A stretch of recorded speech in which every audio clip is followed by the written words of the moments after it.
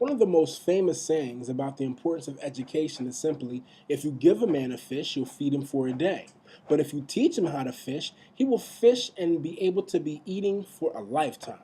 While there is conflicting information over where the story originates, there's little argument against the truth that it actually contains.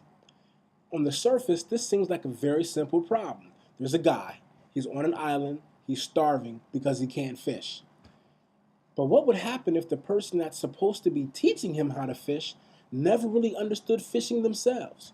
Or worse yet, what if the gentleman that's supposed to be teaching this guy how to fish is the granddaddy fisherman champion of the world, but is a really poor teacher?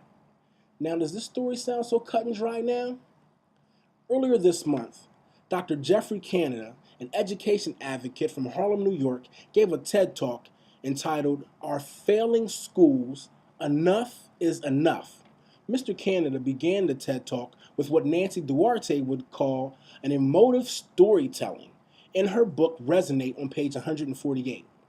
The personal, unexpected, and humorous story that he used to open the TED Talk satisfied three of the punch methodologies described on slide 52 of Chiara Ojeda's SlideShare entitled Real Delivery, Presenting as Yourself. By using these techniques, Mr. Canada quickly engaged the audience and brought a real sense of authenticity to his subject matter. His attire was quite appropriate for both the subject and the audience. Additionally, the amount of energy that he used, and the words and the way he projected his voice, and the voice inflection that he used, allowed his audience to easily listen, pay attention, and to be drawn in to the intriguing information that this young man had to bring to the table.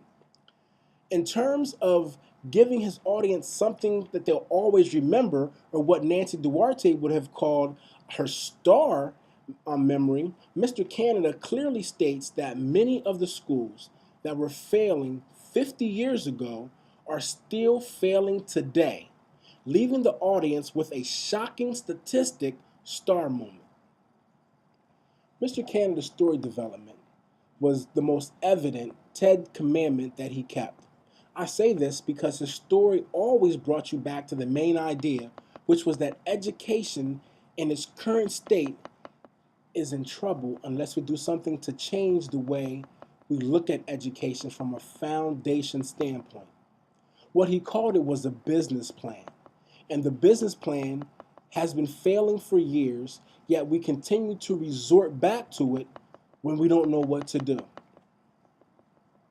As an Ignite presenter, my goals are to take Mr. Canada's ability to take a complex subject matter and put it into a simple story that anyone can understand and relate to, and then be able to do that in a manner that gives his information and allows his point to be argued in an effective manner. My goal this month is to be able to take readers who are already going to be slightly apprehensive about the subject matter that I'm going to be bringing to the table and put them in a position where they can at least accept and appreciate my point of view.